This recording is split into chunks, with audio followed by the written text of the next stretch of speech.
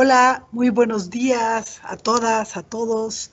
Estamos muy felices de estar cerrando con Federico Navarro el Congreso Latinoamericano para el Desarrollo de la Lectura y la Escritura número 16. Agradecemos muchísimo la asistencia, la participación, el compromiso de todos quienes han estado presentes en el Congreso y por suerte pudimos compartir de manera abierta esta conferencia de Federico y nos va a hacer favor nuestro compañero Víctor Lara de la Ibero de compartirles ahora una liga para que puedan ustedes entrar a través de esa liga porque compartimos por error una liga equivocada que es la de esta sesión en donde solo podemos estar muy poquitas personas. Aclarado el asunto técnico, quiero presentar a Federico Navarro, que va a cerrar con la conferencia Literacidad en Educación Superior, Escritores, Escritos y Contexto. Me da muchísimo gusto que con esta conferencia cerremos en una universidad como la Universidad Iberoamericana de Puebla, una conversación de uno de los ejes que ha sido fundamental en el Congreso 16 para el Desarrollo de la Lectura y la Escritura. Como cada 2 años, celebramos este congreso, el Consejo Puebla de Lectura, la Ibero Puebla y el Comité Latinoamericano para el Desarrollo de la Lectura y la Escritura. Hemos hecho cada 2 años un encuentro de este tipo y ahora, por las condiciones de la pandemia, ha sido virtual. 29 organizaciones se han sumado a la convocatoria y al terminar este congreso tendremos la Feria de Lectura y Experiencias que va a ser abierta a todo público, de modo que no se desconecten, ¿no? Y lo que queremos y hemos querido siempre es ofrecer oportunidades para multiplicar conversaciones. En ese sentido, me da muchísimo gusto que Federico sea quien nos ayude a cerrar. Federico Navarro es licenciado en Letras por la Universidad de Buenos Aires, ahora mismo está en Buenos Aires, aunque él vive regularmente en Chile. Tiene un diplomado en estudios avanzados y es doctor en lingüística por la Universidad de Valladolid. Actualmente Federico se desempeña como director de la Escuela de Educación y es profesor asociado en la Universidad de O'Higgins, en Chile. Es investigador asociado del Instituto de Estudios Avanzados en Educación de la Universidad de Chile. Ha sido investigador principal o codirector de 11 proyectos de investigación financiados sobre escritura y enseñanza, y en estos 11 proyectos de investigación ha multiplicado conversaciones con diversidad de actores en el ámbito latinoamericano y también con otros colegas de otras partes del mundo. Él es presidente de la Asociación Latinoamericana de Estudios de la Escritura en Educación Superior y Contextos Profesionales en ALES y ha realizado más de 150 presentaciones en congresos de su especialidad. Voy a partir un poquito, a parar un poquito la presentación de Federico, ahorita recapitulo, para decirles a las colegas que se han sumado a esta sala, que no pueden estar en esta sala en donde estamos grabando, y que ya aquí les han puesto en el chat, y va a volver a ponerlo Víctor Lara, mi colega de la Ibero, la liga para que entren a la sala como público, ¿sí? Como presidente de la Asociación Latinoamericana de Estudios de la Escritura en Educación Superior y Contextos Profesionales, ALES, Federico ha convocado a colegas de América Latina y han impulsado distintos proyectos. Así conocí yo a Federico, nos conocimos leyéndonos y me invitó a formar parte de ALES. Yo le dije en ese momento, Federico, convoca a las personas más jóvenes, ¿no? Este congreso también es un pretexto para que más jóvenes se sumen, no solamente a ALES, sino a todas las redes que hay en torno a la literacidad. Él ha realizado pues, más de 150 presentaciones en congresos de su especialidad y él es autor de varios libros que circulan, afortunadamente, en formato de open access, ¿no? Escribir para aprender, Disciplinas de Escritura en la Escuela Secundaria, desde el 2013, ha editado diversos manuales, uno de ellos es el Manual de la Escritura para Carreras y Humanidades, y justamente mi colega José Sánchez Carbó, que es uno de los coordinadores académicos de este congreso, me decía, mira, Aquí empleamos en la Ibero este libro de Federico y ahora lo estamos conociendo. Nos da muchísimo gusto porque sus manuales han sido fundamentales, Federico, para lo que hemos hecho en materia de lectura y escritura en el pregrado. Tiene también el manual de lectura y escritura y oralidad académicas para ingresantes en la universidad y que también fue presentado en este congreso. Y tiene muchas más de 100 publicaciones científicas en varios países de América Latina, en Argentina, en Brasil, en Colombia, en Chile, en Estados Unidos, en Holanda, en México, en España, en Perú, en Portugal, en Suiza y en Taiwán. En realidad, tener a Federico como conferencista magistral de clausura de nuestro encuentro nos permite tender lazos con América Latina y muy particularmente con temáticas de educación superior y de la literacidad en el pregrado y en las disciplinas. Federico, bienvenido, tienes la palabra. Por favor, las personas que están en el público vayan anotando sus comentarios o sus preguntas o sus reflexiones en el chat. Cierren su micrófono, cierren sus cámaras para poder darle la palabra a Federico. Muchísimas gracias a ti, Federico, por estar aquí. Muchísimas gracias a las colegas y a los colegas de la Ibero. Y muchísimas gracias a todos los de Tras la Cámara que están realmente haciendo posible este congreso. Adelante, Federico, bienvenido. Bueno, qué lindo, Alma. Muchas gracias por esta presentación tan, pero tan cariñosa. Y gracias por mencionar esos libros, esos manuales. Les quería contar que este año, ya que me das el pie, vamos a lanzar otro manual en el que venimos trabajando hace mucho tiempo, 5 años prácticamente, y que va a tener como novedad que no es un manual para los y las estudiantes, sino un manual para nosotros, para los profes, para que nosotros los profes también cambiemos las maneras en que enseñamos, o las mejoremos, o las ampliemos, o las diversifiquemos. De eso voy a hablar ahora justamente. Así que es un manual que nos hace mucha ilusión, en el que tenemos muchas ganas. Hay muchos autores en ese libro, incluido Daniel Casani, que abrió este evento. Y voy a prometer acá, de ahora y para siempre, que durante varios años no vamos a lanzar más manuales. Sí, así que quédense tranquilos, se acabaron los manuales, ya está. Así que pasaremos a otros géneros, otros formatos. Este manual que lanzaremos este año va a ser también de distribución gratuita y sin fines de lucro y financiado por universidades públicas o con compromiso público, en este caso una universidad estatal. Así que eso me parece que es parte también del espíritu de este evento y de lo que estamos haciendo. Si me permiten, voy a compartir pantalla porque hay un guión para seguir.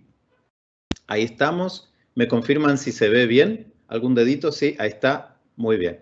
Entonces, acá estamos con nuestra conferencia Literacidad en Educación Superior, Escritos, Escritores y Contextos. Y una novedad que la verdad lo hice solo una vez hace un tiempo es que esta conferencia va a tener subtítulos, ¿sí? Va a tener subtítulos también como un gesto y una acción concreta de inclusión. Espero que a algunos de los participantes les sirva. Hola a todas, hola a todos. Es un placer estar con ustedes acá, donde quiera que sea ese lugar, y tengo que agradecer que este placer sea posible. Agradezco afectuosamente, como también ella me presentó afectuosamente, a Alma Carrasco, a Rocío Bambrila Limón, a la Ibero Puebla, a la International Literacy Association, al Consejo Puebla de Lectura y al Comité Latinoamericano para el Desarrollo de la Lectura y la Escritura, por esta invitación y por esta posibilidad. Pero agradezco también a todos los estudiantes, administrativos, técnicos, profes, que de forma anónima hacen posible estos encuentros. Ahí tienen unas fotos que subió Alma estos días a redes sociales. Es muy emocionante de ver este trabajo silencioso y profesional. Ellos y ellas ocupan roles periféricos legítimos, aprenden y aportan y así cambian el mundo. Y también son escritoras y escritores y de eso hablaremos hoy. Quiero empezar esta charla con una pregunta que escucho a diario, que seguramente muchos nos hacemos, de la que he hablado en otros momentos, pero que vale la pena reforzar.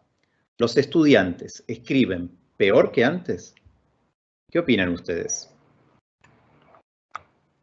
Si prendemos la televisión o visitamos sitios web que ahora llamamos clickbait, que buscan el golpe de efecto, el clic indignado o curioso o morboso a veces, es evidente que estamos mucho peor que antes, ¿no? Como se ve en estos titulares. Se los voy a leer. Saben leer, pero no entienden lo que leen. Una nueva generación de analfabetos. Estudio OCDE revela que solo el 2% de los chilenos entiende bien lo que lee. El 2% de los chilenos. Nos tranquiliza imaginar que hubo un tiempo en el que la gente leía y escribía bien. Ahora, vamos a forzar un poco el razonamiento. ¿Cuándo fue eso exactamente? ¿En los 80s? ¿En los 70s? ¿Antes? ¿En los 40s? ¿En qué momento se jodió la escritura?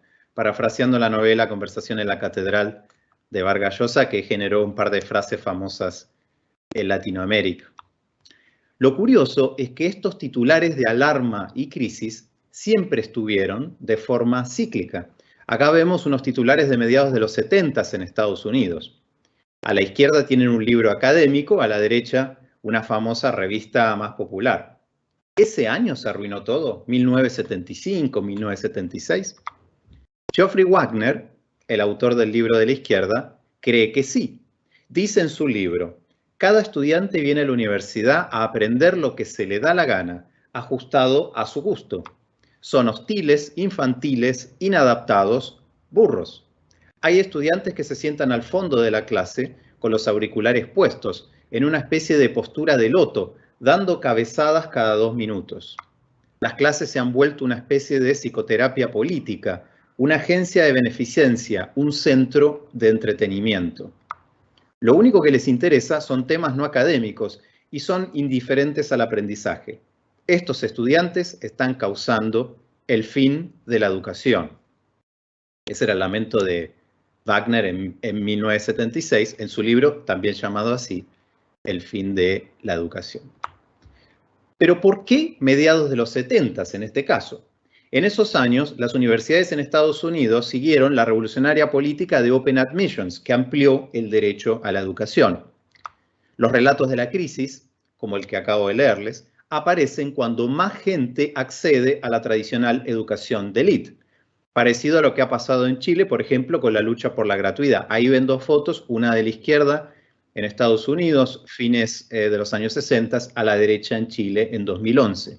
La universidad en la que trabajo ahora, agrego, es fruto de las luchas de esos estudiantes en 2011, por eso se creó en el año 2015. Por eso estamos acá. Así que si nosotros reproducimos ese relato, estaríamos realmente yendo en contra de nuestras propias instituciones. Los datos no mienten. Hoy se lee y escribe más que nunca en la historia de la humanidad.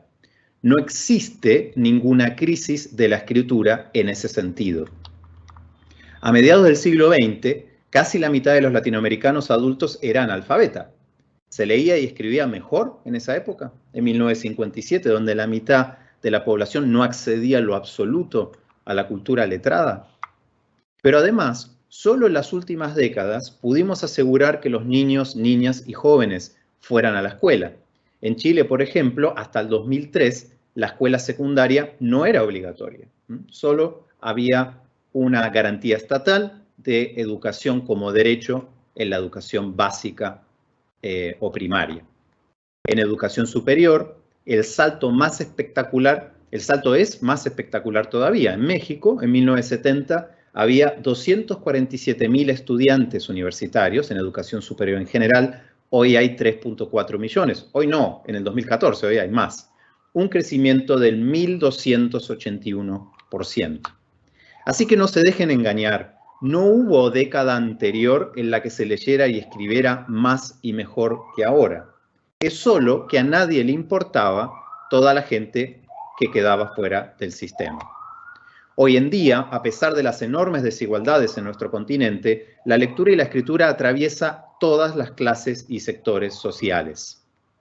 Comparto con ustedes acá algunas fotos que creo que van a generar cierta provocación, ¿no? Cierto estímulo. Hoy se compran libros pirateados en las ferias populares, como ven en la foto de la izquierda.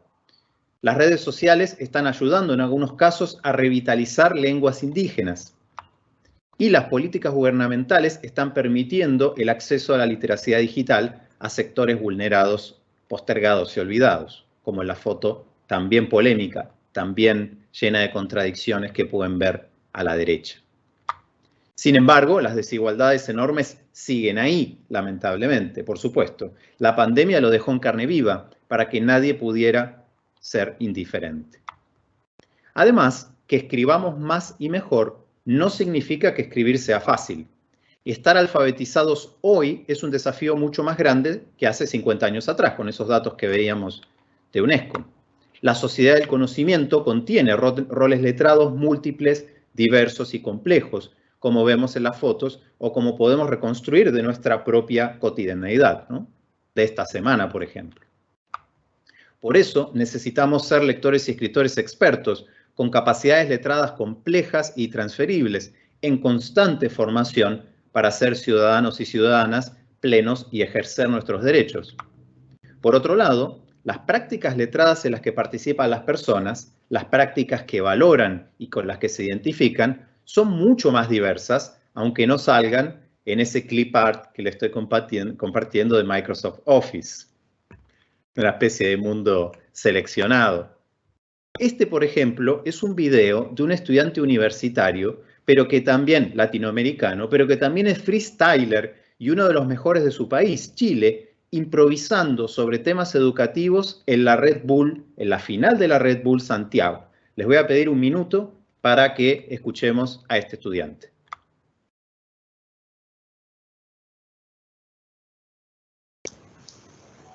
Federico, no se escucha. No se escucha el audio. A ver si puedes dejar de compartir y volver a compartir, pero apretando el botón de incluir audio, por favor. Vamos a probar de nuevo porque al parecer no se escuchaba. Ahí estamos de nuevo. ¿Me confirman si se escucha? Se escucha. Ahí sí, vamos a ponerlo del principio porque vale la pena. Ahí estamos, ¿eh? 3, 2, 1, mano arriba, que hoy día suelto las improvisaciones. Vengo desconocido para guiñarme a los campeones. Lo mejor para el final, hijo de los competidores. Buenas raíces de mis pensamientos premonitores. Así que eso, la cosa al día viene más compleja. Ninguno de los raperos de verdad se me asemeja. Hay un problema que se queja. La educación no sea mala, la cosa mala son los que lo manejan. Esto es mala como la justicia chilena. De verdad que me da vergüenza y me da pena. Si te pillas tu bandido te metí en un problema. Pero los narcos son amigos de la Corte Suprema. No siempre el mensaje que estoy dando. Así en la clase voy ganando. Pase lo que pase voy ganando. Estudio pedagogía, lenguaje y mi clase la voy a hacer rapeando. Así es eso. Yo le paso en la pista y el progreso, porque parece que yo soy el más bueno. Hoy día gano el evento y celebro en el foro griego. Así viene la rima que me fuerte, soy indiferente. La rima creo que yo soy el más inteligente. Me quedan 10 y me voy como Román Riquelme. Así como ya se nota la rima que vengo, no traigo micrófono rap, pero creo que ya se equivoca. Vengo de Riquelme para cerrarle la boca.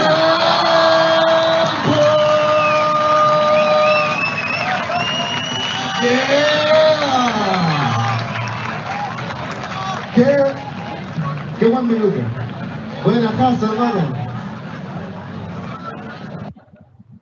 Bueno, y ahí luego de hacer eso que acaban de ver, no sé cuántos habrá entendido, ¿no? Está con audio de aire, pero luego de hacer eso, de poner de pie a una audiencia de cientos de personas, se sienta como si nada.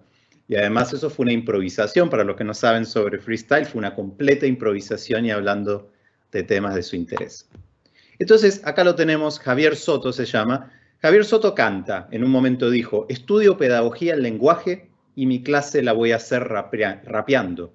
Pero nosotros, sus profes de pedagogía en lenguaje, no tenemos idea de lo que hace Javier fuera del aula. Aclaro que Javier es uno de mis estudiantes, me enteré de casualidad que hacía todo esto y me dio autorización para mostrar su video y sus fotos. Mientras tanto, mientras no nos enteramos, ni hacemos demasiado con estas grandes habilidades de Javier, a Javier lo contrató el municipio de la ciudad en donde vive, Rancagua, para que dé cursos de freestyle a adolescentes. Él está siendo profe ahora de eso que sabe hacer. Bueno, además de en distintos ámbitos y distintas prácticas, algunas formales y otras no formales, También en distintas etapas de la vida debemos leer y escribir textos diversos con características y propósitos variados y para audiencias diferentes, lo que se llama leer y escribir a lo largo de la vida. En estas etapas preletradas jugamos a pasar las páginas como hace papá, mamá o la abuela. Luego a escribir nuestro nombre y en la escolarización a explicar un concepto o hacer una prueba. Pero la formación no se acaba ahí, sino que más bien recién comienza. Nos seguiremos formando a lo largo de la vida. Tendremos que escribir mails formales, hacer un reclamo en una oficina del gobierno o escribir una tesis. Yo mismo hoy estoy aprendiendo a hacer una conferencia por Teams, ya vieron que tuvimos ahí algún pequeño inconveniente, en un país que habita en otro horario, hemisferio y estación del año. Ahora bien, hay algo que todavía no definimos y que no es fácil de comprender del todo. ¿Qué es la escritura? Diremos que la escritura es una tecnología humana, una tecnología de tipo semiótico, sistema de marcas gráficas para representar la lengua. La lengua, en cambio, es un atributo biológico, genéticamente adquirido, como la visión. Como tecnología, la escritura es fascinante, permite registrar y comunicar contenidos en un soporte autónomo, duradero y atesorable que decodifica un lector en otro espacio y tiempo. Es una tecnología humana, como la aguja, que ven en la primera foto, la agricultura, que ven en la segunda, o la rueda, que ven en la tercera. Y lo que ven en la cuarta son los primeros registros de escritura con los que contamos, que no se parece mucho a la escritura actual. Pero además, la escritura está con nosotros hace muy poco, fíjense los años. Y la mayoría de las lenguas naturales del mundo, aún hoy, no tienen escritura. La mayoría de las lenguas naturales del mundo, aún hoy, no tienen escritura. Y no tienen por qué tenerlo, porque en el fondo va por un lado distinto a la lengua como atributo biológico. Esa tecnología que originalmente permitía registrar cosas muy importantes como cuántos kilos de maíz le debía a mi vecino, hoy en día es un fenómeno multidimensional. He tratado este tema en mi proyecto actual, estamos elaborando esto que les voy a compartir. La escritura reúne un conjunto de competencias semióticas para participar en distintas prácticas sociales sobre las cuales tenemos expectativas y concepciones. Ahí estamos conectando estos tres grandes campos que muchas veces estudiamos por separado. Conjunto de competencias semióticas para participar en distintas prácticas sociales sobre las cuales tenemos expectativas y concepciones. Entonces, escribir incluye un conjunto de competencias, es decir, conocimientos y habilidades procedimentales para el hacer, como conocimientos sobre géneros discursivos, estrategias de planificación y revisión, conocimiento léxico, uso de TIC, desarrollo de ideas, etc. No se trata, lo voy a enfatizar fuerte, de una competencia única, generalizable y transversal. Esas competencias permiten participar en prácticas letradas complejas y diversas, desde la escritura de la lista de la compra, la exposición oral en una reunión, la narración de una historia entre amigos o el freestyle en una competencia pública, como acabamos de ver. Evidentemente, la participación en prácticas escolares o vernáculas permite desarrollar las competencias, por ejemplo, al conocer más géneros discursivos o al recibir feedback. Y esas participaciones y esas competencias construyen concepciones y creencias, algunas implícitas, otras explícitas sobre la escritura, que influyen lo que hacemos al escribir. Competencias, concepciones y prácticas están vinculadas y se modifican y condicionan mutuamente. Es difícil enseñar o evaluar una sin considerar las otras. Lo mismo, investigar una sin considerar las otras. Evaluar tus competencias en una prueba sin trabajar sobre tus concepciones. Evaluar tu participación en prácticas sin medir tus competencias. Conversar sobre tus concepciones sin considerar las prácticas en las que participas. Esta multidimensionalidad nos obliga a pensar siempre en escritos, escritores y contextos, sin poder aislar completamente ninguno de estos tres componentes. La escritura, además de multidimensional, también es multisemiótica, incluye diversos aspectos semióticos. He desarrollado lo que sigue en un artículo publicado en 2018 que me dio mucho placer compartir con la comunidad y que pueden también descargar gratuitamente, ahí está la referencia. Al escribir ponemos en juego aspectos mecánicos como el tipeo o la caligrafía, aspectos normativos como la ortografía o las normas de citación, aspectos léxicos y gramaticales como la variedad léxica, la concordancia y la subordinación, aspectos discursivos como la cohesión y el desarrollo temático, aspectos tecnológicos como el uso del corrector ortográfico, aspectos retóricos como la atención a la audiencia, aspectos culturales como las prácticas sociales en las que participo y los significados que otorgo a esas prácticas. Y aspectos personales y psicológicos como la expresión identitaria, los valores atribuidos o mi propio idiolecto escrito. Más complejo aún, los fenómenos de la escritura combinan varios de estos niveles o componentes al mismo tiempo. Por ejemplo, la intertextualidad, ¿no? La intertextualidad la entendemos como el uso de fuentes en la construcción de mi propio texto y de mi propia voz.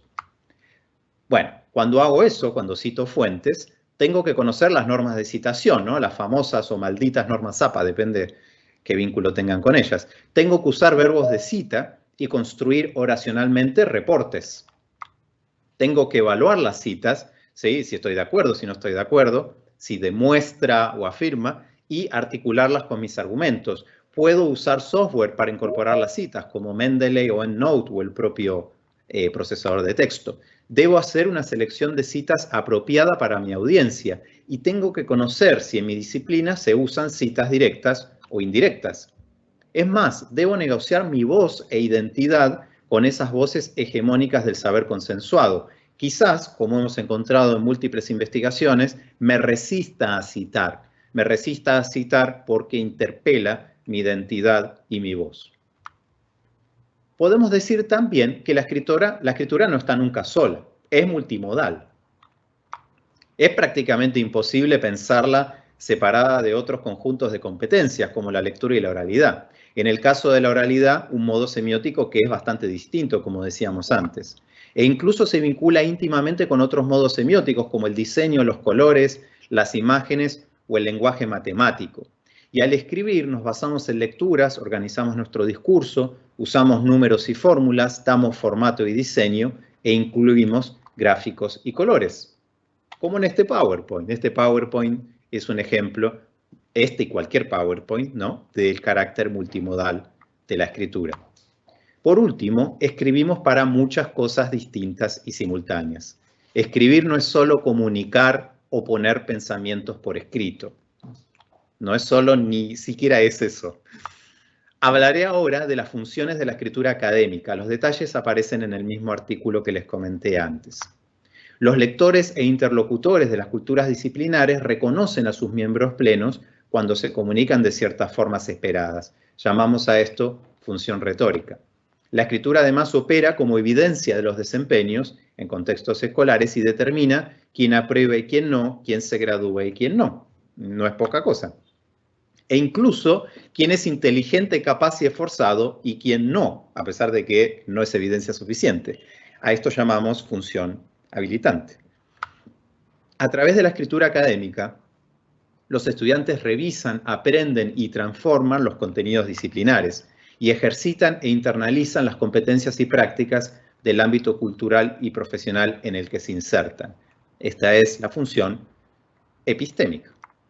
La escritura académica es también un modo de expresión y de construcción de identidad. Permite la articulación de una voz propia y la solución creativa a problemas y preguntas científicas. Llamo a este propósito la función expresiva. No soy demasiado original, pero sí me gustaría enfatizar que con frecuencia en educación superior la olvidamos al enseñar escritura académica, como si la función expresiva correspondiera a otros ámbitos. Y en escritura académica y científica la función expresiva no estuviera al centro, ¿no? Pero los estudiantes no solo reconocen y aprenden y reproducen las prácticas establecidas de comunicación y pensamiento y las estructuras de poder. Por suerte, ¿no? No solo las reconocen, aprenden y reproducen, sino que en su medida, posibilidad y voluntad también las discuten y las transforman.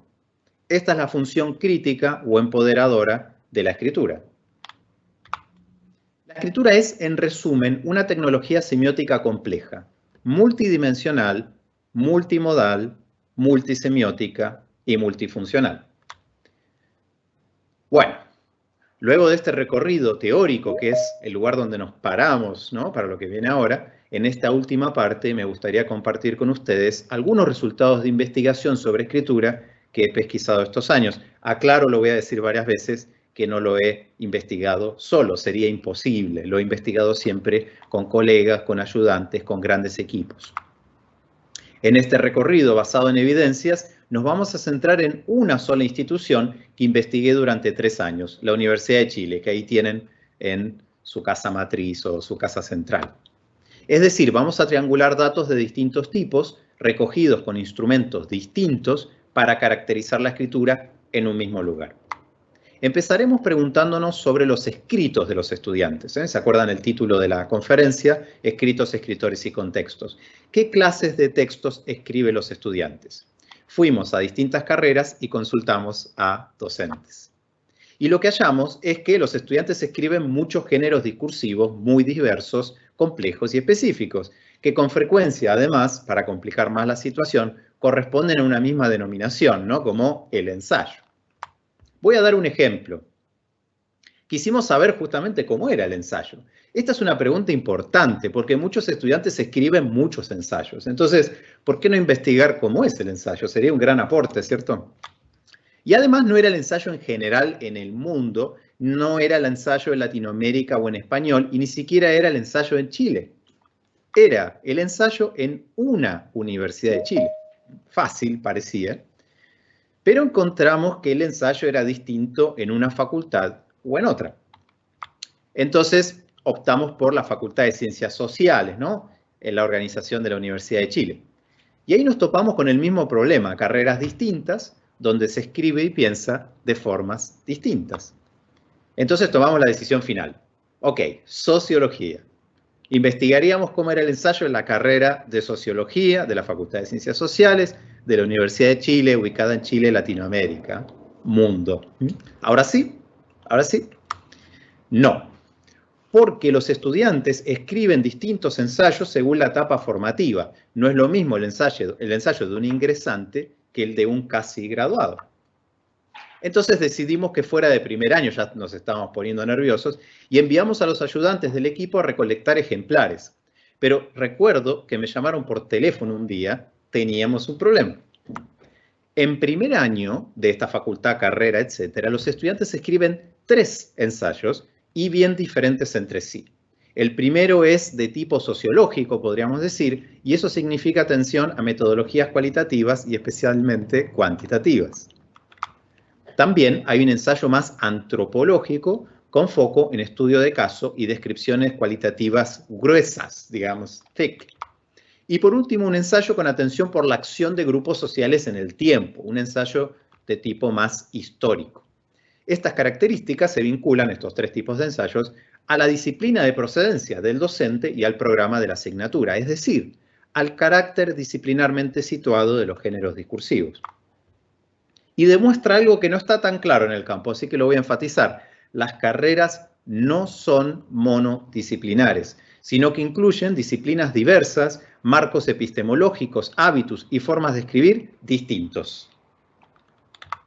También nos reunimos con funcionarios, bueno, ahí abortamos el objetivo de caracterizar el ensayo, así terminó la historia, nos fuimos por otro lado.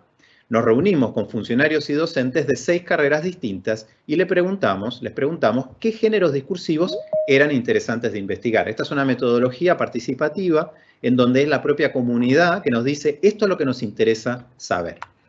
Un interés vinculado a su enseñanza. Les preguntamos sobre qué clases de textos les gustaría tener evidencias empíricas, justamente para informar su docencia. Nuestros socios eran de las carreras de artes plásticas, filosofía, ingeniería eléctrica, medicina, pedagogía en matemáticas y física y sociología. Y esos socios eran jefes de carrera, decanos, decanas. Esos eran las personas con las que nos reunimos varias veces. Nos interesaba indagar en 3 etapas distintas, con desafíos y sets de géneros distintos. En nuestro diseño de investigación, estas etapas eran el ingreso, la transición, segundo, tercer año, una etapa donde uno muchas veces define su interés más específico, su especialización, y el egreso, ¿no? Los géneros de cierre de las carreras. Lo que encontramos es que los géneros discursivos son extremadamente diversos, múltiples. Ahora les voy a mostrar algunos identificados por los propios usuarios, lo que llamamos también perspectiva émica. Los estudiantes que ingresan escriben ensayos, informes de laboratorio de física y de ingeniería, revisiones bibliográficas, exámenes presenciales y pruebas grupales. Años después escriben textos de reflexión, ensayos, informes de práctica profesional, historias clínicas, informes de programación y diseños de investigación. Para graduarse escriben memorias de título y tesis, epicrisis, ese género no lo conocíamos, nos enteramos en esta investigación, reflexiones sobre el desempeño y seminarios de grado. Y esta tabla solo muestra el 1% de los géneros que escriben en una universidad particular. Catalogarlos es una empresa interesante, pero condenada al fracaso, porque nunca los completaremos todos, y si los completamos, cuando terminemos, ya habrán cambiado, serán distintos. ¿Y cómo se escriben estos géneros? Me voy a detener en la tesis de filosofía y la memoria de ingeniería eléctrica. Son géneros de graduación con varias similitudes, ¿no? en sus propósitos, en su estructura, etc. Tienen como objetivo la construcción individual y sistemática de nuevo conocimiento con supervisión experta. En promedio se extienden por unas 28.000 palabras, 85 páginas, en esta universidad, ¿no? Suponemos que, al ser áreas distintas, las formas de construir conocimiento por escrito será distinta. Vamos a comparar los discursos de estudiantes que se están graduando en las ingenierías y las humanidades. Ahí tenemos una imagen a la izquierda que corresponde a las ingenierías y a la derecha una imagen que corresponde, una imagen clásica, un poco un chiste, a las humanidades y a la filosofía en particular.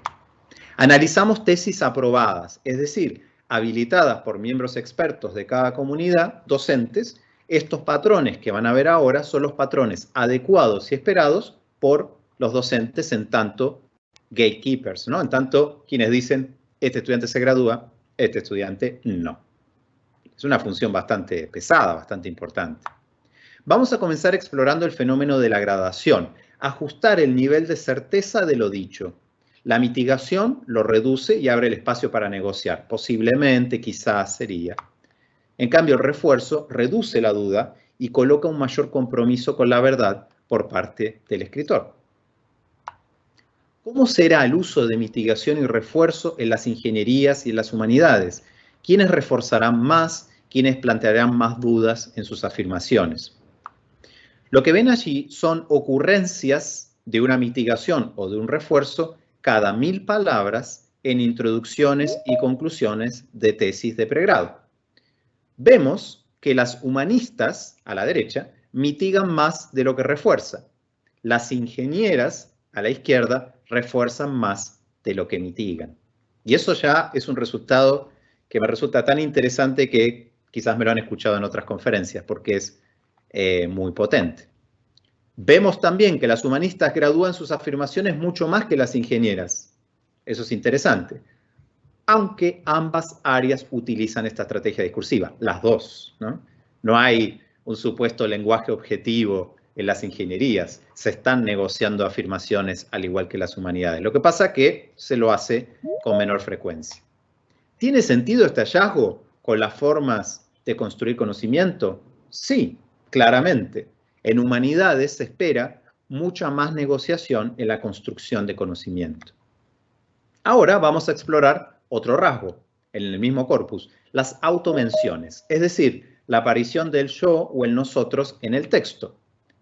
¿Quién personalizará más? ¿Quién personalizará menos?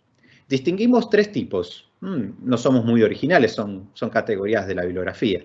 La coincidente con el autor, primera persona singular. La genérica, todos sabemos que. Y la autoral, abordaremos ahora. Encontramos un patrón tremendamente contrastante. Las jóvenes ingenieras se borran de sus textos, o ocultan, ¿no?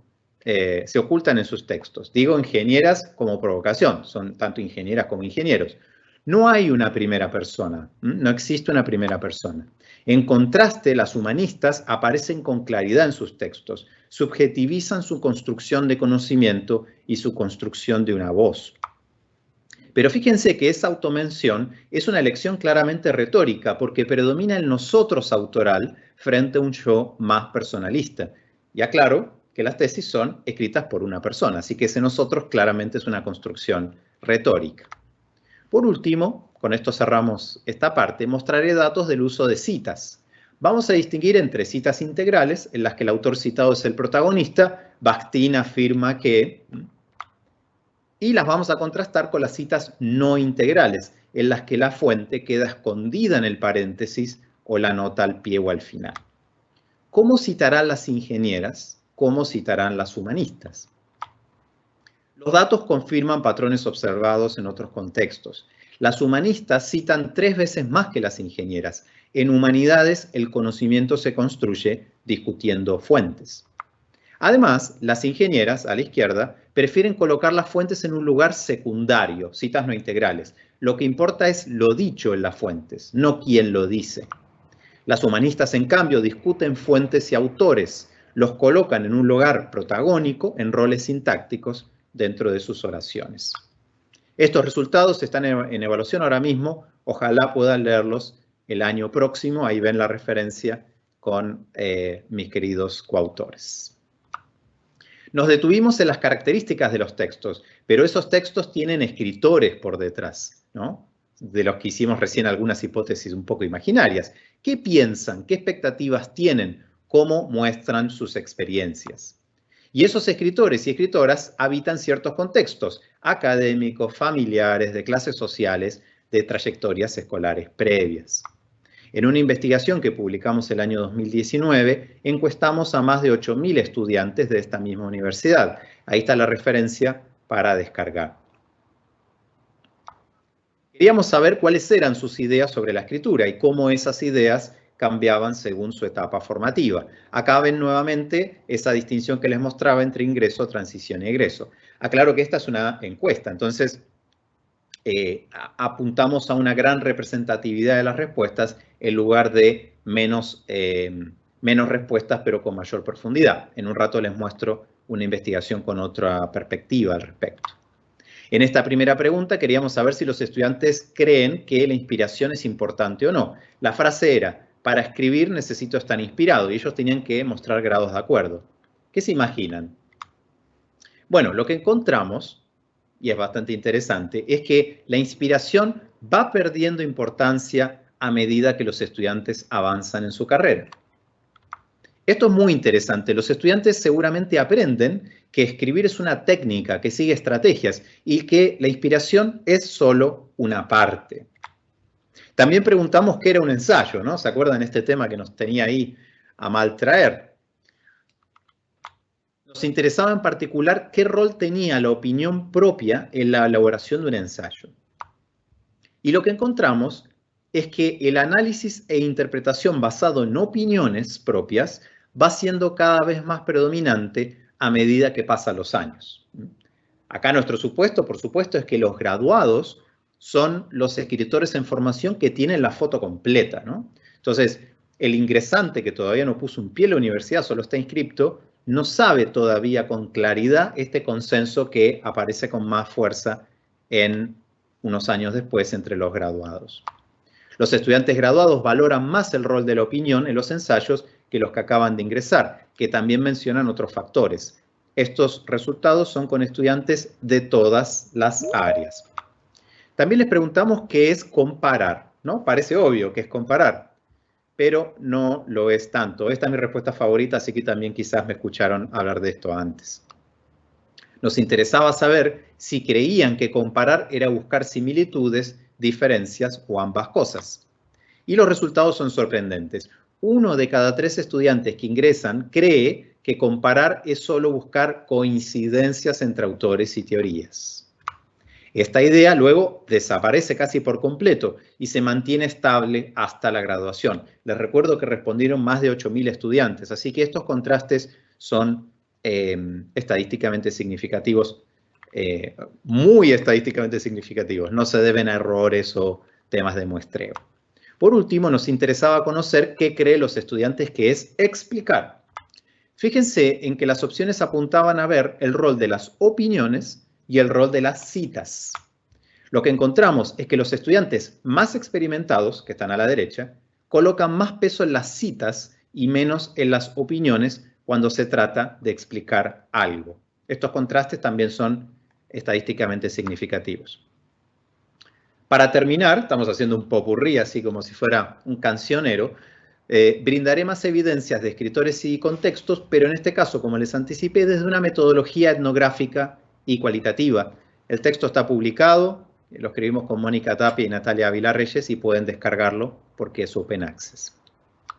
No nos interesaba saber qué pasaba en 8.000 estudiantes, sino en 30. A través de sucesivas entrevistas, tratamos de entender mejor cuál es su experiencia con la escritura. El artículo que recoge estos datos, como les decía, se publicó en 2020.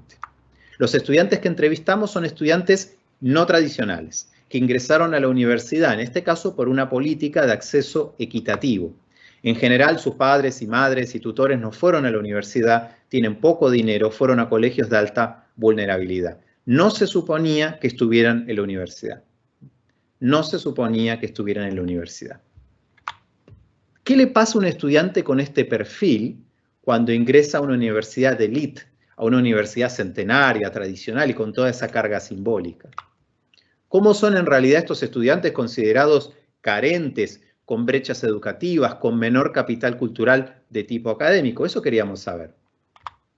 Lo primero que encontramos, estas no son fotos de ellos, son fotos genéricas, fue que participan en formas diversas y complejas de lectura y escritura fuera de la universidad. Primer hallazgo muy potente y muy importante, y que empieza a discutir ese discurso de la carencia y de la brecha.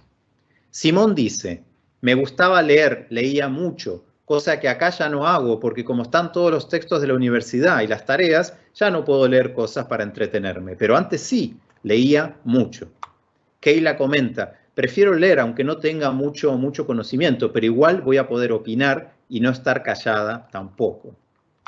Y Antonella dice: yo hago y escribo canciones, busco las melodías en YouTube y ahí yo escribo mi propia letra. Y tengo un cuaderno donde tengo canciones escritas, me las sé todas de memoria, las voy escribiendo y ahí las tengo en el cuaderno guardado. Pero lamentablemente los estudiantes no tradicionales, que muestran esta diversidad, algunos ejemplos que les compartí de prácticas, tienen una evaluación muy negativa de sus propias competencias. Lucho dice: he escrito o he intentado escribir uno que otro poema, pero no tengo mucho talento, así que también los dejo ahí a medias. Stephanie: participé en un concurso de segundo medio y gané el primer lugar de mi liceo, pero me da mucha vergüenza publicarlo, no sé por qué, no me sentía preparada. Keila: en el colegio, en la básica, a todas mis amigas les escribía una carta, a mis amigos también. A veces me pongo a pensar que era tonto, ¿por qué escribía tantas cartas? Entonces encontramos estudiantes que participan en prácticas de escritura complejas y diversas. Por eso son destacados y por eso pudieron ingresar a la universidad, por eso están ahí, merecen estar ahí. Pero que reproducen un discurso social institucional en el que son los carentes, los que tienen brechas. Aclaro que los estudiantes que entrevistamos concluyeron con éxito su primer año universitario en una institución de élite. Y aclaro más, quizás haya que dejar de decir de una buena vez por todas estudiantes no tradicionales. Y no es por un tema ideológico simplemente, ¿eh? En las universidades de la actualidad, en la educación superior actual, la mayoría son estudiantes no tradicionales. Quizás hoy nos toca revisar a fondo el rol de las universidades y profesores tradicionales que no sabemos muy bien qué hacer con estos estudiantes que hace unas décadas eran no tradicionales. Y hoy son los estudiantes de la Universidad de la Educación Superior. Justamente vamos a centrarnos, para ir terminando ahora, en una estudiante que en el estudio decidió llamarse Infancia. Ahí pueden ver una ilustración que hizo Sol Díaz para representar a Infancia, atravesando la montaña rusa de la universidad. La entrevista con Infancia nos mostró que los estudiantes pueden usar algunos hábitos que tienen de fuera de la universidad para tener éxito dentro de la universidad. Le preguntamos a Infancia: ¿ya empezaste a leer? Infancia: sí. El mismo día lunes, los profes están mandando lecturas de una clase para otra. ¿Y eso a ti no te había ocurrido? ¿Tan fuerte así como de todos los profes mandaran? No, dice Infancia. ¿Y eso qué te ha parecido a ti? ¿Desafiante? Infancia responde: que esto ya es parte, porque el hábito de la lectura ya lo tenía, así que no es tan complicado. ¿Y de cuándo lo tenías ese hábito? Responde: de siempre. O sea, empecé más como en la media, más firme, a leer así como a diario. Sí, me acuerdo que nos contabas en la entrevista anterior que leías novelas. Sí, las novelas románticas. Y se ríe Infancia cuando nos dice eso. Bueno, y al día de hoy sigue leyendo novelas románticas. Infancia dice, ahora las vacaciones aproveché, me leí un libro en una semana y media de 650 páginas. Como vemos, Infancia tiene un hábito poco valorado, por eso se ríe un poco, quizás anticipando la reacción del interlocutor, la lectura de novelas románticas, y lo resignifica en la universidad. Este hábito le permitió familiaridad con la lectura de grandes cantidades de páginas, de una semana para la otra, como decía. De hecho, encontramos evidencia cuantitativa con los mismos estudiantes de este estudio que confirma este hallazgo. Encuestamos a más de 100 estudiantes no tradicionales que ingresaron por el mismo programa de inclusión y les preguntamos qué escribían y leían por cuenta propia en la universidad. Y hacían muchas cosas con la lectura y la escritura: resúmenes, toma de apuntes, destacado de ideas, grupos de WhatsApp, esquemas. Esto es lo que, con el equipo que mencionaba Natalia Ávila Reyes y Mónica Tapia, llamamos prácticas letradas autogestionadas. Y cruzamos esos hábitos con las lecturas y escrituras que hacían fuera de la universidad, como la lectura de novela rosa. Encontramos que los estudiantes que más reportaban leer y escribir fuera de la universidad eran también los que reportaban usar más estrategias de estudio letradas en la universidad. Es decir, hallamos una relación positiva, estadísticamente significativa y de considerable magnitud entre prácticas vernáculas y prácticas letradas y académicas autogestionadas. Bueno, hicimos un recorrido largo, hemos completado una primera aproximación a la complejidad de la escritura en contextos académicos y disciplinares. Mostramos que la escritura incluye competencias y concepciones para la participación en prácticas. No podemos quedarnos solo con una dimensión. Explicamos que la escritura no opera mediante un solo modo aislado. Se articula con la oralidad, con la lectura, con las imágenes, con el lenguaje matemático y mucho más. Además, la escritura es multisemiótica. Incluye aspectos articulados para significar, desde la ortografía hasta las referencias culturales y las identidades de los estudiantes. Y la escritura cumple múltiples funciones, como la creación de conocimientos y aprendizajes o la habilitación de saberes por parte de las instituciones. El análisis de escritos, escritores y contextos nos permitió ver ejemplos de esa complejidad y multidimensionalidad. Vimos diferencias en formas de construir conocimiento en tesis, por ejemplo, en el uso de mitigadores y de la primera persona. Pero también contrastes en las concepciones y en las experiencias de los estudiantes según su grado de avance y su historia educativa previa. Bueno, ¿cómo seguimos esta conversación? Porque en realidad es una especie de invitación, provocación para seguir conversando estas temáticas.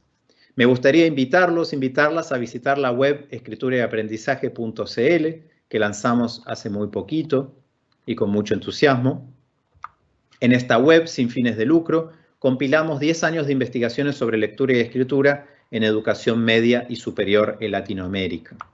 El propósito es vincular nuestras investigaciones con las instituciones y los docentes que puedan aprovecharlas. Ahí pueden ver algunas fotos del equipo con sus roles periféricos legítimos, cambiantes, diversos, a veces ayudantes, luego pasan a ser tesistas, luego pasan a dirigir los procesos en campo.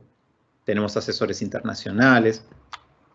En la web están las publicaciones y proyectos en los que se basa esta presentación, empujados por grandes equipos de trabajo. Bueno, muchas gracias. Le paso el micrófono a Alma, espero que les haya gustado y ahora abrimos para conversar un poquito. Muchísimas gracias, Federico. Ha sido muy ilustrativa tu conferencia. Me encanta el recurso y aquí en el público tenemos felicitaciones por incorporar los subtítulos a las conferencias y hacerla así cada vez más inclusiva, ¿no? Hay distintas preguntas que traté de agrupar en el tema de los géneros, las trayectorias, ¿no? Pero creo que te voy a leer un par directamente del chat y tú me gustaría que las fueras abordando y después voy a seguir comentando otras cosas, ¿no? Me parece como súper importante esta idea de traer escritura, escritores y todos estos contextos contemporáneos que, como tú bien dijiste, nos están planteando muchos más retos que estar alfabetizado hace tiempo, ¿no? Y la verdad es que ahora además con las exigencias de trabajar en estas modalidades virtuales, estamos aprendiendo los inmigrantes digitales aprendizajes, valga la redundancia, que no nos habíamos planteado en el pasado, ¿no? Y también todas estas como distintas expresiones que tú estás también planteando de los estudiantes, ¿no? Bueno, quiero plantearte aquí que nos están pidiendo que nos compartas las distintas ligas a tus trabajos, así que mientras yo te lo voy planteando, igual tú puedes aquí anotar algunas de las ligas en el chat, ¿no? La primera es una pregunta que te plantean. ¿Hasta qué punto comenzaste ese trabajo creyendo que sí era posible crear descripciones exhaustivas de géneros? Y a tu juicio, ¿qué dicen tus resultados sobre el real aporte de los géneros discursivos como objetos de enseñanza? En la misma línea de géneros, Valeria nos pregunta, si son tan diversos los tipos de ensayo, o si es muy difícil caracterizarlos, ¿cómo podemos orientar esta escritura, ¿no? Y entonces habla de su experiencia docente. En mi caso, por ejemplo, soy tutora de un centro de escritura y es una duda común de los estudiantes el cómo escribir un ensayo, y siempre me cuestiono cómo orientarles tomando en cuenta lo que mencionas. Me parece que este planteamiento sobre la exhaustividad de los géneros es fundamental, ¿sí? Bueno, están viendo los enlaces, ¿no? Y, ok, después habría, pero yo me concentraría ahora en esta idea de los géneros y luego te planteo otras. Adelante, Federico, por favor. Bueno, el tema, agradezco las preguntas, me encantan, este tema me apasiona y estoy escribiendo y pensando y discutiendo con colegas justamente sobre este tema. Miren, hace poquito publiqué un trabajo chiquito, pequeño, un posfacio a un libro, pero que la verdad es la punta de mi reflexión actual sobre géneros discursivos. Se lo voy a compartir en el chat. El título de este trabajo es ¿Es momento de abandonar los géneros discursivos? ¿Es momento de abandonar los géneros discursivos? Y les voy a spoilear la respuesta. La respuesta es no, pero en ese trabajo sí exploro algunos peligros de creer que los géneros discursivos son una especie de salvación para la didáctica de la escritura y la didáctica del lenguaje. Porque, como les compartí hace un rato, uno de los problemas de considerar eso, que los géneros discursivos nos va a orientar todas nuestras decisiones pedagógicas e investigativas, es que los géneros discursivos son situados, y cuando digo situados, es la enorme diversidad imposible de abarcar que traté de ilustrar en mi charla. Entonces, en realidad, si en una carrera de una facultad, mejor dicho, en un año de una carrera, de una facultad, de una universidad, de un país, tenemos diversos tipos de ensayos, entonces pareciera que tendríamos que entrar por otros lados a la temática. ¿Cuál era mi creencia hace 5, 6, 10 años atrás? Que podíamos catalogar los géneros discursivos. Así que agradezco esa pregunta porque me permite justamente plantear mi propia historia de reflexión sobre la temática. Entonces, de hecho, ese proyecto en el que no pudimos caracterizar el ensayo era un proyecto de mapeo de géneros, algo muy popular en nuestra región desde hace, digamos, unos 10 años. Entonces, igual podemos mapear géneros, ¿sí? Pero podemos mapear un género en un contexto y que nos sirva para sacar algunas conclusiones que podemos usar en otros, como lo que les compartía recién respecto de cómo se personaliza o despersonaliza las tesis de pregrado.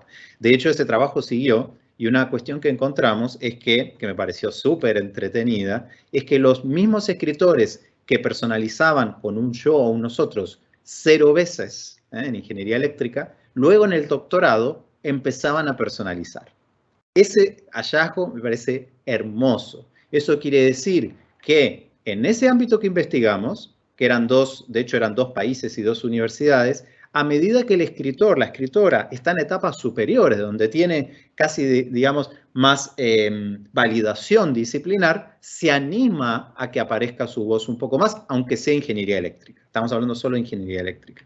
Eso es una conclusión interesante que podemos aplicar pedagógicamente en cualquier contexto, ¿cierto? Que podemos pensar para otros tipos de textos, otras clases de textos, y que obtuvimos investigando un género en un contexto. Entonces, respecto a mis creencias, yo creía que el mapeo era posible. Hoy creo que no. Creo que los mapeos más situados nos permiten hacer ciertas reflexiones muy importantes y generar materiales situados, pero tenemos que tener muchísimo cuidado con la idea de catálogo, catálogo estático. En segundo lugar, también quiero decir con mucha claridad, y por eso la respuesta a esa pregunta era que no era momento de abandonar los géneros discursivos. Los géneros discursivos, en términos de didáctica de la escritura, son una herramienta fundamental, fundamental, y no hay que abandonarla. Al contrario, tiene que estar al centro de una didáctica de la escritura en todos los niveles educativos, básica, media y superior. Y son una herramienta fundamental por múltiples motivos que he explorado en diferentes textos, pero para no esquivar a la pregunta, porque se organizan a partir de lo que hacen, a partir de sus propósitos sociales y retóricos. Entonces, eso hace que de pronto escribir ese texto tenga sentido para todo el mundo, para los estudiantes, para nosotros, etc. ¿Qué hacemos con los ensayos? Y los ensayos no se pueden terminar de definir, y lo mismo pasa con las tesis, los informes, etc. ¿Qué hacemos si mañana, sí, el lunes a la mañana, tenemos que enseñar a escribir un ensayo? Es una pregunta excelente, es una pregunta urgente, ¿no? Porque uno diría, bueno, todo muy bien, todo esto teórico, qué sé yo, pero ¿qué hacemos el lunes a la mañana en el aula? Bueno, lo que hacemos el lunes a la mañana en el aula es que nosotros como profes construimos una definición de ensayo. Eso hacemos. Construimos una definición de ensayo que nos sirva a nosotros y a nosotras. Es decir, que sirva para ese grupo, para ese curso, para ese currículum, para esa etapa educativa, para mis propósitos, para el tiempo con el que cuento, para las posibilidades de feedback que tengo, para mi decisión respecto de si se va a ir iterando, si se va a escribir de a uno o de grupos. Esta es una invitación, lo he dicho antes, a que los profes inventemos géneros, tomemos géneros que existen y los transformemos, y tengamos seguridad y tranquilidad de que eso está bien. Eso está bien. Lo que tenemos que cautelar es que esa invención o reinvención en nuestro curso sea explícita. Miren, esto es lo que vamos a hacer, estas son las características, estas son mis expectativas, esto es lo que yo creo que es un ensayo, debería hacerlo en este curso. Y además, esas expectativas se pueden consensuar, ojalá. Miren, yo he adoptado la práctica de que cada vez que pido cualquier clase de texto, construyo un instructivo, ¿sí?, que entrego a los estudiantes con ejemplos de años anteriores, con paso a paso para llevarlo a cabo, con su descripción y definición. Pero siempre, y les comparto esta sugerencia, siempre ese instructivo termina con un párrafo que dice lo siguiente. Puedo copiar la leyenda, si quieren ahora la busco. Dice lo siguiente. Si tienes otra solución para esta clase de texto, si se te ocurre hacerlo de otra manera, si quieres vincularlo a otros tipos de textos, no descartes tu idea. Escribime un correo, haceme la propuesta y lo vas a poder hacer. Porque, claro, el problema de los instructivos también es que, digamos, restringen las posibilidades de salirme un poquito de esa norma. Para muchos estudiantes eso es muy motivante. Entonces, siempre con cuidado, ¿no? Siempre la pedagogía general es mezcle un poco de cada cosa. Pero entonces la respuesta es que nosotros tenemos la potestad, como expertos en la enseñanza de lo que estemos enseñando, no necesariamente escritura, de darle a ese texto que pedimos las características que nosotros consideramos necesarias. Gracias, Federico. Y esto se relaciona con otras de las preguntas que están aquí en el chat y que les pediría que sigan anotándolas, porque la idea es que sigamos conversando con Federico hasta la 1:30 hora de México, para poder después ir a la sesión de clausura del Congreso. Y eso tiene que ver con una reflexión disciplinaria, Federico. Tú acabas de decir esta idea de lo importante de clarificar los propósitos retóricos y disciplinarios para las conversaciones también disciplinarias, ¿no? Como nos has presentado este trabajo que compara a los ingenieros con las humanidades, ¿no? Me lleva a pensar a mí lo que ha pasado en muchas de nuestras universidades en América Latina, que es que son los lingüistas especialistas en lenguaje los que enseñan ensayos que se parecen mucho más a las exigencias del mundo de las humanidades, ¿no? Pero que en realidad las exigencias de escritura de un ingeniero, de un biólogo, de un médico son distintas, ¿no? Entonces aquí la pregunta que nos hace alguien es, ¿has contrastado casos específicos de las trayectorias de lectura y escritura de profesionistas de ingeniería y humanidades con los datos que has obtenido estadísticamente? ¿Sí? Y entonces nos pregunta, si lo has hecho, ¿es posible hablar de perfiles de escritores? Y yo agregaría, de perfiles asociados a las exigencias disciplinares. ¿Cómo verías esto, Federico?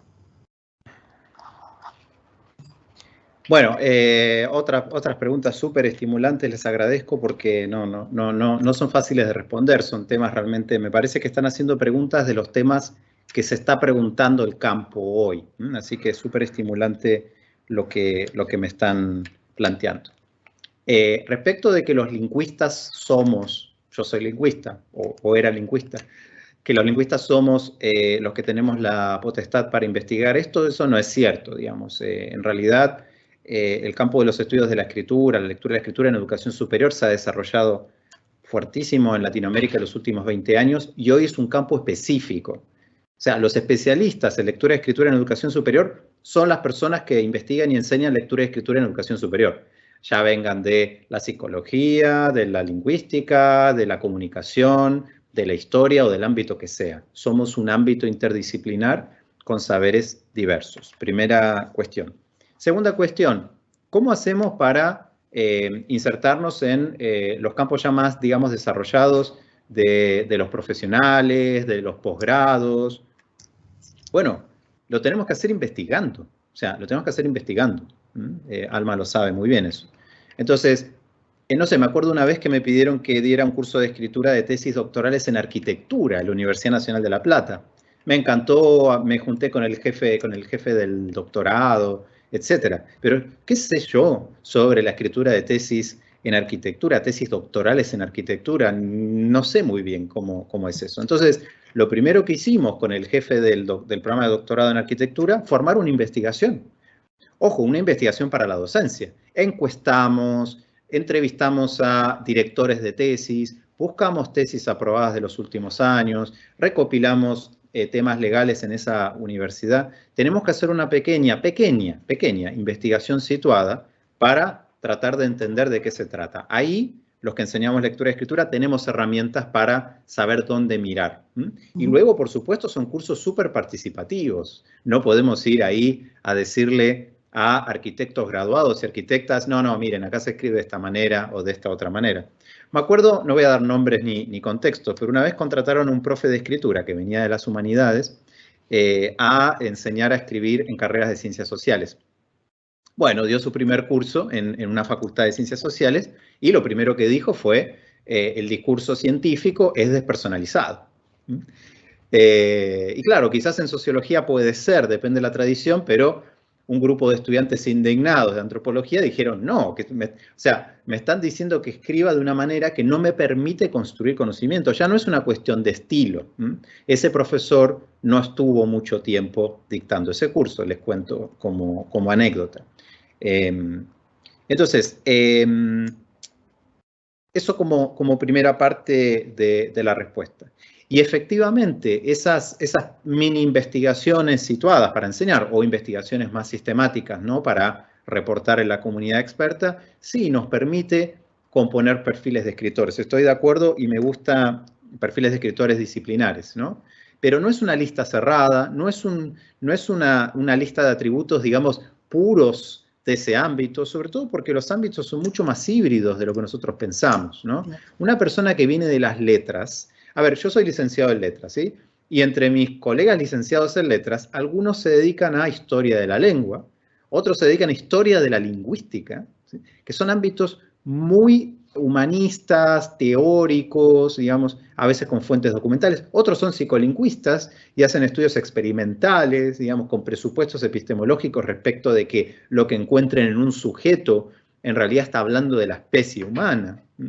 Luego tenemos otros que se dedican a estudios literarios, digamos, y son expertos en un poema de un autor, estoy exagerando, pero y todo eso convive en una misma carrera. Entonces, también tenemos que estar súper preparados para esta diversidad y cómo también la palabra disciplinar o disciplina nos queda corta. Pero que nos quede corta esa denominación no implica que no podamos ver, como traté de mostrar hoy, que en las humanidades y ciencias sociales se tiende a personalizar y a trabajar con fuentes de manera central, ¿sí? Y en las ciencias experimentales, las ingenierías y en la salud, no. Porque se cita menos, porque se despersonaliza, y esos patrones generales tampoco los podemos omitir simplemente porque somos como abanderados de los estudios situados. Tenemos que conciliar estas miradas, ¿no? No nos tenemos que casar con ninguna de ellas. Entonces, perfiles de escritores, sí. Fíjense que, de hecho, yo hoy les compartí el perfil del escritor que ingresa a la universidad, de todas las áreas. Así que ahí es una abstracción injusta, ¿no? Pero sí nos permitió ver que el estudiante que ingresa a la universidad en todas las áreas cree que comparar, en muchos casos, es buscar similitudes. Y eso es un problema y lo tenemos que abordar. Gracias, Federico. Me encanta esto que dices de como abanderados de estudios situados, porque una de las cosas que ha sucedido en el Congreso justamente tiene que ver con esta expresión de las distintas perspectivas, intereses y preocupaciones que nos suman a entender cómo abordar el estudio de la lectura y la escritura en la universidad. Pero hay otra línea de preguntas que están en el chat que también tienen que ver con trayectorias, con los efectos de lo que hacemos en la universidad, en la vida fuera de la universidad, en la vida cotidiana, digamos, de las personas, con temas de identidades, ¿sí? Entonces, no necesariamente están directamente relacionadas las preguntas y comentarios, pero te voy a leer 3 y a partir de ellos, pues invitarte a reaccionar, ¿no? Alejandro Martínez dice, doctor Navarro, la información y el conocimiento es cada vez más accesible para la población desde cualquier dispositivo con acceso a la web. En este contexto, ¿qué sugerencias podría hacerle a los docentes para que desarrollen estrategias didácticas que permitan a sus estudiantes la producción de textos que impliquen el análisis crítico del objeto de estudio y no solo la transcripción de contenidos? Y hay un reconocimiento a tu trabajo desde Jalapa, en Veracruz, en México, ¿no? Hay otra pregunta que lo que nos plantean es, espérame, aquí estaría la otra, ¿no? Uno de los hallazgos, dice Francisco Romero, más importante que me llamaron la atención de tus investigaciones es justamente que las prácticas de lectura y escritura informal, fíjate, o sea, lo que te están pidiendo, cómo le hacemos de la escuela informal, tienen influencia positiva en las prácticas académicas formales. Se podría decir que la autogestión de tales prácticas informales refuerza la construcción de identidades de los autores de distintos géneros discursivos, ¿sí? Que creo que eso está aquí presente, ¿no? Y después, pero me las quiero ver, aquí hay otro comentario, bueno, pero en esa lógica, digamos, como de comentarios, dentro de la universidad, desde esta, como tú podrías decir, incluso como abanderados o neceando con estudios situados, pero está todo lo demás, ¿no? ¿Sí? Identidades, trayectorias, dentro o fuera de la universidad. ¿Qué piensas, Federico? Bueno, otra vez, no lo digo por decir, quiero destacar que son unas preguntas impresionantes. Estoy tomando nota porque son preguntas, las preguntas que se está haciendo el campo hoy. Así que quiero destacarlo, Alma, y eso habla de la calidad de este evento y de los participantes. A ver, primero, la primera pregunta respecto de cómo gestionar el hecho de que todo el conocimiento está accesible. Bueno, la conferencia de apertura de Daniel Casani fue un poco sobre eso, ¿no? Y nos compartió varias estrategias y además su último libro habla de eso concretamente y hay un montón de sugerencias. Pero igualmente voy a tratar de hacer un aporte al respecto. Un tema que sugiero trabajar, y yo lo he trabajado y lo trabajo tanto en educación superior como educación media, es primero que nosotros enseñemos explícitamente criterios de selección de fuentes, ¿no? Si está todo el conocimiento ahí, bueno, ok, ¿qué criterios hay? ¿Qué criterios podemos hacer nuestros? Podemos trabajar en clase para que los estudiantes hagan suyos, ¿sí? Para que puedan distinguir un conocimiento fiable, no fiable, un conocimiento prestigioso, no prestigioso, un conocimiento basado en bibliografía o no, un conocimiento pertinente, no pertinente. Eso es lo primero. Entonces, enseñar criterios de selección de fuentes tiene que ser parte del currículum, ¿sí? Y no del currículum de escritura, tiene que ser parte de cualquier asignatura que invite al trabajo con conocimiento. Segunda cuestión, bueno, y sobre eso hay un montón de material. Segunda cuestión que me parece muy, muy importante es que en ese trabajo de discusión de fuentes, nosotros habilitemos la posibilidad de que los estudiantes elijan temas y fuentes. Entonces, digamos, luego de decir, miren, estos son los criterios, ahora busquen una fuente que ustedes quieran, digamos, dependiendo de la temática del curso, ¿sí? Que sea adecuada según estos criterios. Eso es fantástico y funciona súper bien porque empodera al estudiante, muestra que lo valoramos, que queremos escuchar cosas nuevas. Yo, por ejemplo, algo que hago que me funciona muy bien y además me interpela, es que cuando muestro el programa del curso que voy a dar, ahora estamos hablando de nivel universitario, les enseño a los estudiantes esto, en ese caso más sofisticado, con bases de datos, etcétera, y luego les digo, busquen algún texto con estos criterios que a ustedes les interese y que yo me haya olvidado de incluirlo en el programa. O sea, un tema que por la selección que tuve que hacer, tuve que dejar afuera. Y entonces lo que sucede es que durante 2 o 3 semanas de presentaciones, mi curso se enriquece, porque los estudiantes traen temas que a mí ni se me ocurrieron o de los que no sé nada, pero que a ellos sí les interesa, ¿no? Entonces, por ejemplo, me acuerdo algunos estudiantes, y esto pasa bastante, en un curso de didáctica de la escritura, que trajeron textos respecto de qué pasa en la didáctica de la escritura con estudiantes sordos o con estudiantes ciegos, digamos, cómo eso interpela nuestra didáctica y nuestro supuesto del estudiante con el que estamos trabajando. Un tercer elemento que es súper importante es vincular conocimientos. Entonces, en lugar de decir, ok, encuentre una fuente, encuentre algunos contenidos sobre un tema, pedir que encuentren fuentes distintas y ojalá desde lugares distintos, ¿no? Desde tradiciones distintas, desde ideologías distintas, y que luego las comparen. Entonces, la operación de comparar epistémicamente es espectacular porque nos obliga como lectores a no solo, digamos, reportar lo que dicen, sino entender desde dónde lo dicen y cuál sería la diferencia con la otra fuente. Entonces, yo diría que esos 3 pasos, seleccionar criterios, abrir la puerta para la selección con algún criterio, que esto genera motivación, y comparar fuentes, con esas 3 herramientas seguro pueden hacer un gran trabajo con esta abundancia de conocimientos disponibles. Respecto de la segunda pregunta, que habla de la relación entre el escribir adentro y el escribir afuera, bueno, también es una pregunta muy, muy amplia. Lo que propone el colega, que es que traer prácticas, no diríamos informales, sino no formales o no escolares, ¿no? Al ámbito escolar, refuerza identidades. Yo creo que sí, me parece una interesante posición, pero depende cómo ese estudiante ingrese esas prácticas no escolares. Porque, digamos, si las ingresa de manera secreta, por abajo de la puerta, porque sus profes lo censuran, ¿no? O porque él mismo siente que esas prácticas, ella misma, que esas prácticas no tienen nada que hacer en la universidad, ¿sí? Como pasaba con la novela rosa o con el rap, de nuestros ejemplos, ahí es complicado, ahí ponen tensión identidades, porque la identidad de lo que es ese estudiante, insisto, estamos hablando de un chico que está en la final nacional de freestylers. Es un poeta ese chico, ¿sí? Es un poeta que puede crear canciones para hablar de su realidad en el momento. O sea, no sé cuántos de esta sala pueden hacer eso, yo no puedo hacerlo.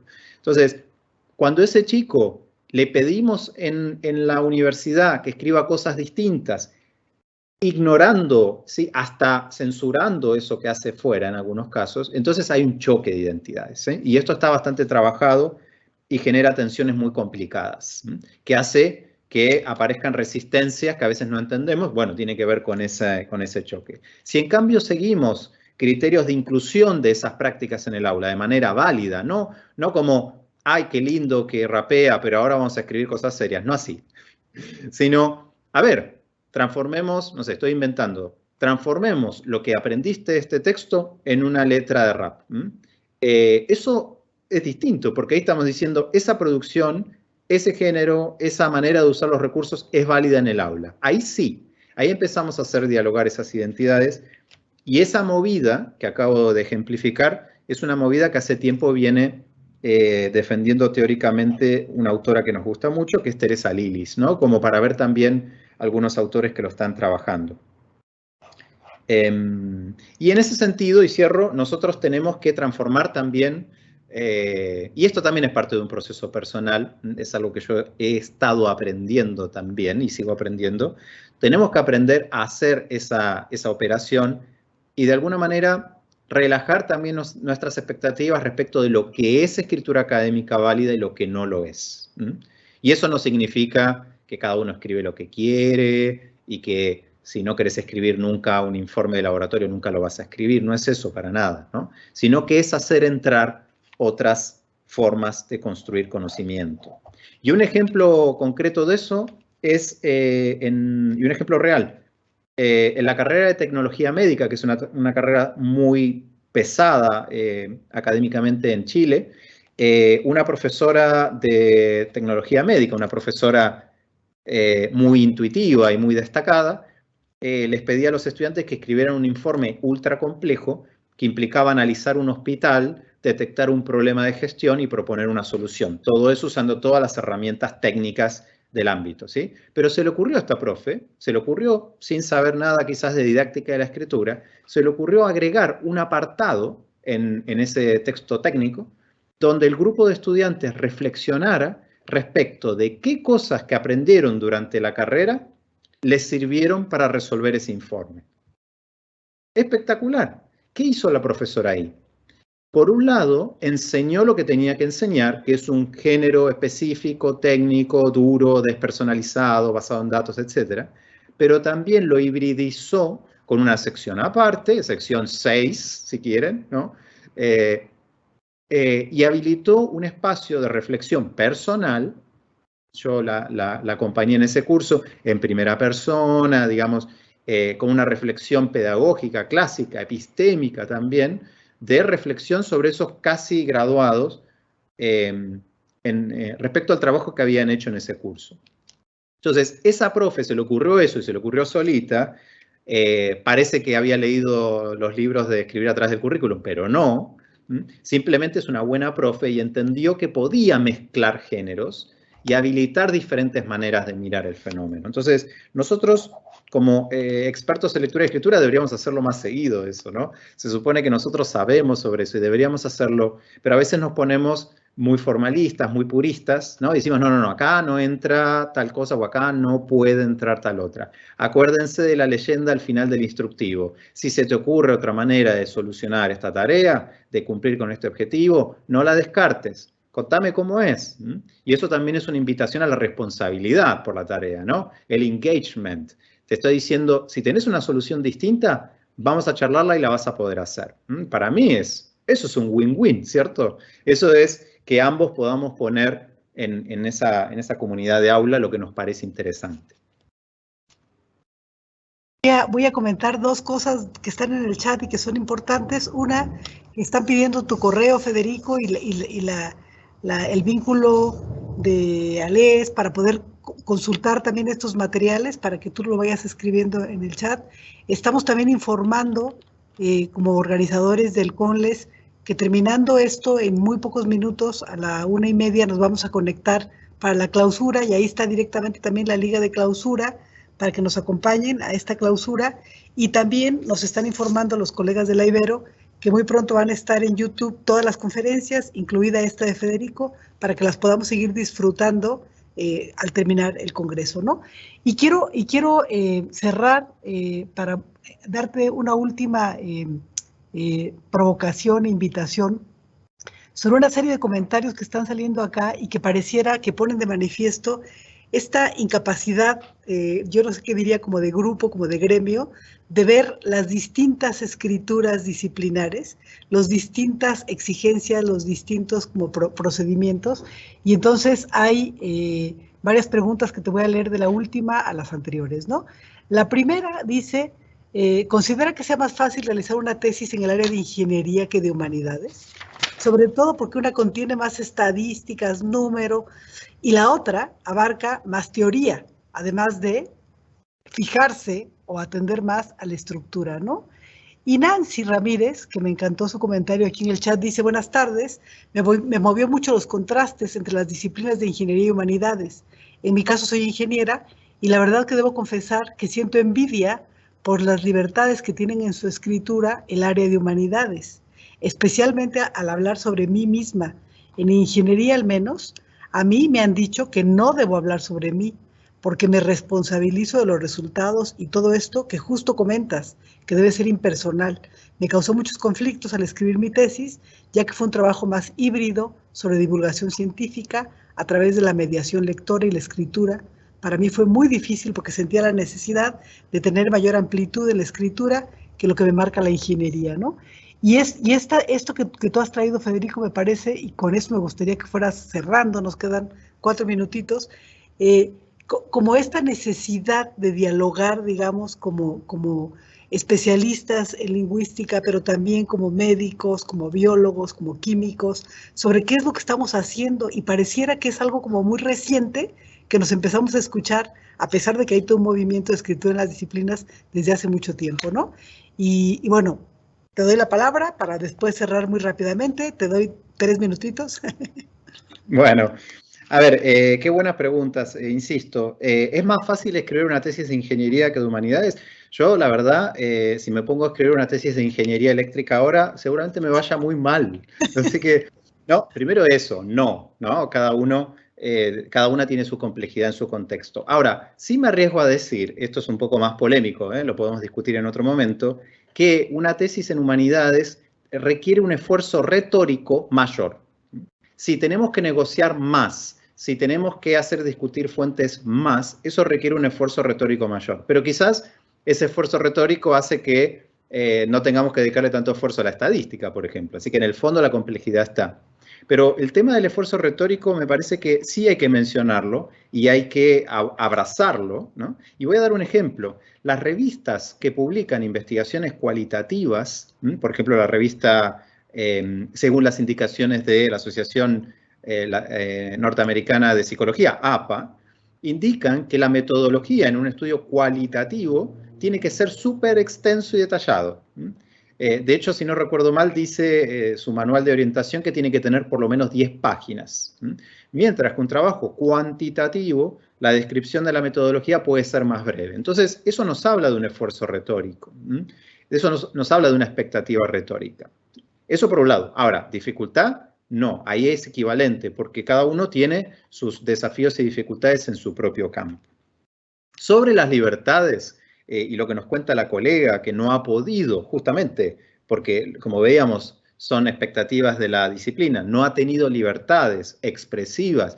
Efectivamente es así. Lo que ella reporta también lo encontramos en otros países, ¿sí? No, esto acá no se puede usar la primera persona. Y nosotros vimos que la ocurrencia era 0, no era 1, no era medio, era 0. Así que hay un consenso. Pero también quiero decir que, ¿quién define eso? Lo definen ustedes, lo definen los ingenieros, las médicas, o sea, cambiémoslo, ¿no? Como esta profe de medicina que les decía, que habilitaba un espacio en donde se podía jugar un poco más con eso. Entonces, no, las libertades en ciencias duras experimentales son menos, estamos de acuerdo, pero eso podría ser de otra manera. Y de hecho hay estudios históricos que muestran cómo en las ciencias naturales de hace 300, 400 años se escribía en primera persona. O sea, un Newton escribía en primera persona. ¿Y por qué escribía en primera persona? Porque en esa época los papers eran cartas. De hecho, en algunas revistas tradicionales se habla de cartas. Era una carta del director de la revista escrita en primera persona por el científico. Entonces, eso en algún momento era así, ahora cambió y quizás en el futuro cambie otra vez. Las normas y expectativas nos las damos nosotros y pueden cambiar. Sobre escucharnos entre los ámbitos, es lo más lindo, trabajar con otros, ¿no? Uno de los artículos más lindos que más gratificaciones me dio fue uno que publicamos este año con colegas de biología y de ecología, súper expertos en esos temas, y que hicimos un trabajo conjunto de escritura a través del currículum y trabajo con posters. Pero también les quiero decir que fue muy, muy difícil. Fue muy difícil porque las expectativas son distintas. Entonces, publicar ese artículo, ganarnos los fondos, ponernos de acuerdo, fue el doble de esfuerzo que si hubiera hecho ese trabajo con Alma, por ejemplo. Pero como lo hice con otras personas que tienen otras expectativas sobre mí y yo sobre ellos, nos llevó mucho más tiempo. Cuando logramos que esos diálogos se den, los resultados son maravillosos. Con estos coautores, Alejandro Roth, por ejemplo, somos amigos, vamos a nuestros cumpleaños, y eso empezó como una conversación sobre cómo dar una clase de escritura a través del currículum. Pero no es fácil, requiere muchísimo más esfuerzo que quedarnos con lo que conocemos. Muchísimas gracias. Muchísimas gracias, Federico. Ya estamos llegando al cierre, ya es 1:30.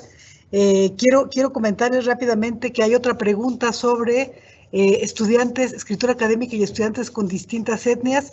Federico retomó los trabajos de Lilis y todo lo que hay detrás de ideología y discursos que valdría la pena analizar, pero en América Latina está Virginia Zavala, que está trabajando particularmente, así que les recomiendo mucho que la busquen también, ¿no? Y no me queda más que agradecerte muchísimo, Federico, por estar aquí, agradecerles a todos su participación en el Congreso y anunciarles que nos vamos ahorita a la clausura, agradecerle a José Sánchez Carbó, que abrió esta conferencia acompañando a Daniel Casani como coordinador académico de la Ibero, y yo estoy cerrando con Federico como coordinadora académica del Consejo Puebla de Lectura. Muchísimas gracias, Federico, muchísimas gracias a todos y sigámonos encontrando ahora en las redes. Muchas gracias. Gracias. Vámonos a la clausura, ahí tienen la liga, por favor. Buena tarde a todos y a todas.